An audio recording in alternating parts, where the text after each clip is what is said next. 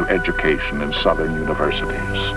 In 1963, a federal court rules that the University of Alabama must admit 2 Negroes. Vowing to prevent this, Governor George Wallace personally bars the doors. Hello? Oh, Nick? Now, did the governor say anything? Directing the operation from Washington, Kennedy sends in federal marshals and federalizes the National Guard. Carrying the majesty of the Constitution to the citadel of states' rights, his Deputy Attorney General, Nicholas Katzenbach, confronts Governor Wallace. To Vivian Malone and to James Hood, and that you will step aside peacefully and do your constitutional duty. Do hereby denounce and forbid this illegal and unwarranted action by the central government. After a ritual of defiance, Wallace yields.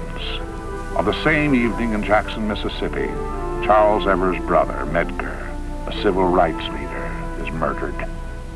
Then when Medgar was killed, he really came through. He and John, they both called us when we went to Washington, and they were just like 2 brothers. And I had nobody left, and I felt like that I was just out here by myself. And those 2 men put their arms around me in a way, not physically, but like the phone.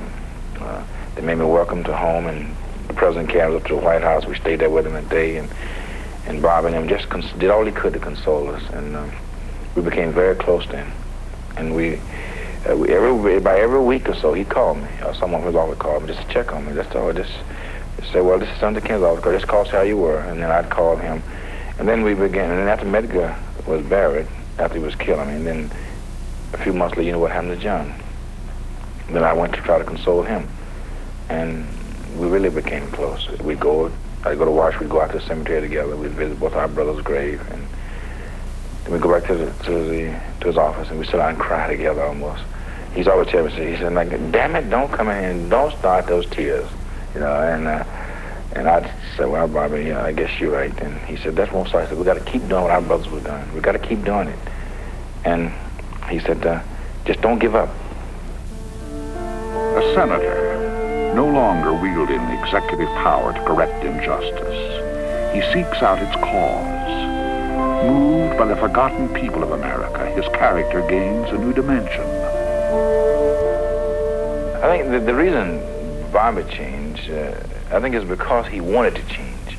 He was young and he was ambitious, and he wanted to do something that was different. And he wanted to prove to people that there were people with all the affluence of this country who he possessed could also be as little and as humble as anyone else. He's changed because he listened. You know, most politicians don't listen. And he changed because he wasn't a BSer. You know, most politicians are big BS. They say one thing and they mean just to say what you want to hear. And Bobby was the kind of guy who said what he believed and said what he thought was right. He didn't back up. He knew that poverty was a cancer upon this country. And he wanted to make this country the kind of country that America should be. No longer an unapproachable figure, in New York, Kennedy discovers an intimacy with the people and the problems of the street. Most important, Bedford-Stuyvesant, despairing ghetto, now offered the hope of realizing a dream. Uniting the establishment of the dispossessed in common effort, he creates a model for the nation, wherein the ghetto itself can shape its own future. He said, well, why do black folks love him? Because, you know, we blacks are funny. We can look at you and tell when you really mean it. You know, it's something God give us, something different from white people. That's why we can fool white folks. So, you know, we can fool white people up and down, in and around, because they don't know. We can trick them.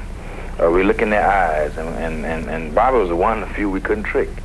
You know, and because he felt, as we felt, that somehow or another, you got to learn to care for those. You got to learn to help those who are less fortunate.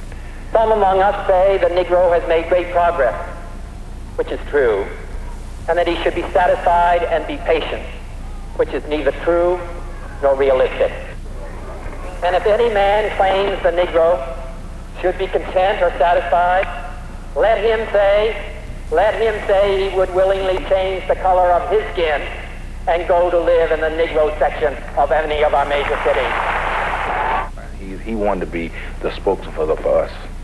And that's why we loved it, because we knew he meant it. He was sincere. And we could look at his eyes and look at the way he talked and the way he walked and the things he did that made us know he cared. I remember on the night that Martin was killed, no other man could have done what Bobby Kennedy did. No other white man in this country could have done that.